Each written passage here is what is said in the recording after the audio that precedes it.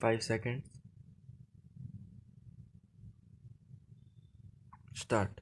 Madam Speaker, I rise to present the interim budget for the year 2019-20. I am deeply conscious of the absence of Sri Arun Jaitley today. I am sure the House joins men in wishing Sri Arun Jaitley speedy recovery, good health, and a long life in the service of nation. Madam Speaker, the people of India gave a strong mandate to our government. Under the visionary leadership of Honorable Prime Minister Sri Narendra Modi, we have given the most decisive, stable, and clean government and have undertaken transformation, structural reforms. We have reversed the policy paralysis engulfing the nation and have restored the image of the country. The major achievement of this government was that we strived our utmost to change the mindset and ignited the self confidence of the nation. I can proudly say that India is solidly back on track and marching towards growth and prosperity. We have prepared the foundation for sustainable growth, progress, and better quality of life for all people. We are moving towards realizing a new India by 2022, when we celebrate 75 years of India's independence, and India which is clean and healthy, where everybody would have a house with universal access to toilets, water, and electricity, where farmers' income would have doubled. Youth and women would get ample opportunities to fulfill their dreams. An India free from terrorism, communalism, casteism, corruption, and nepotism. Madam Speaker, the last 5 years have been seen India being universally recognized as a bright spot of the global economy. The country witnessed its best phase of micro stability during this period. We are the fastest growing major economy in the world with an annual average GDP growth during last 5 years higher than the growth achieved by any government since economic reforms began in 1991.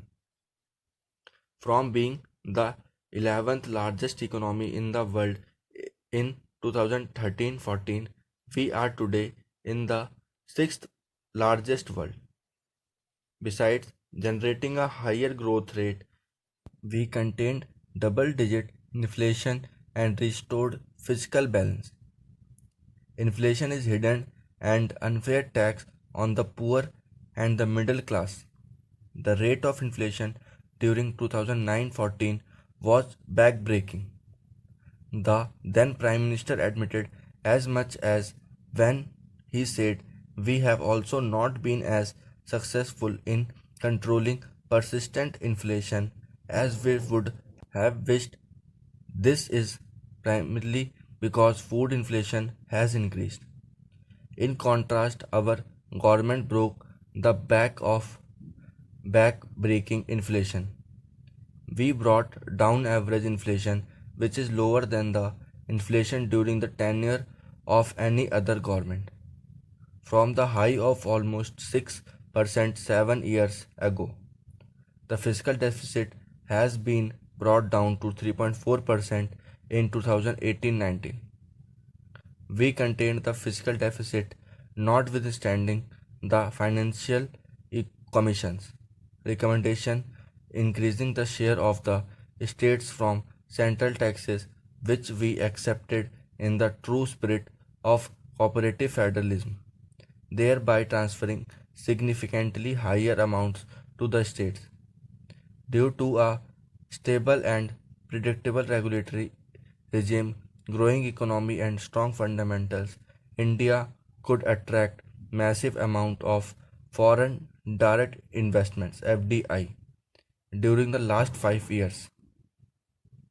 This period also witnessed a rapid liberalization of the FDI policy, allowing the most FDI to come through the automatic route.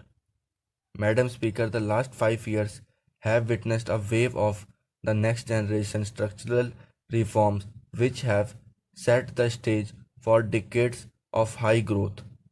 We have undertaken path in introducing goods and service taxes, GST, and other taxation reforms. The period of 2008-14 will be remembered as a period of aggressive credit growth, and as per RBI, the primary reason for spread of in-performing loans and stressed assets. Outstanding loans of public sector banks ballooned from 18 lakh crore to rupees 52 lakh crore. During this period, many projects were started that could either not be completed or had low capacity utilization, resulting in their inability to pay back their loans. There were high stressed and non-performing assets amounting to rupees 5.4 lakh crore in 2014. We put a stop to such questionable practices and stopped the culture of phone banking. A number of measures have been implemented to ensure clean banking. Through a transparent and accountable process, we recognize these NPAs. The Insolvency and Bankruptcy Court has instituted a resolution friendly mechanism which is helping in recovery of non-performing assets.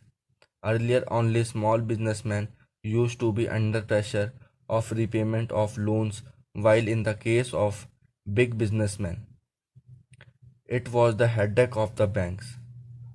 Amalgamation of banks has also been done to reap the benefits of economics of scale, improved access to capital, and to cover a larger geographical spread. We have entered in a new era of transparency. We have given a corruption free government. The Real Estate Regulation and Development Act 2016, RERA, and Benami Transaction Prohibition Act 1988 are helping to bring transparency in the real estate sector.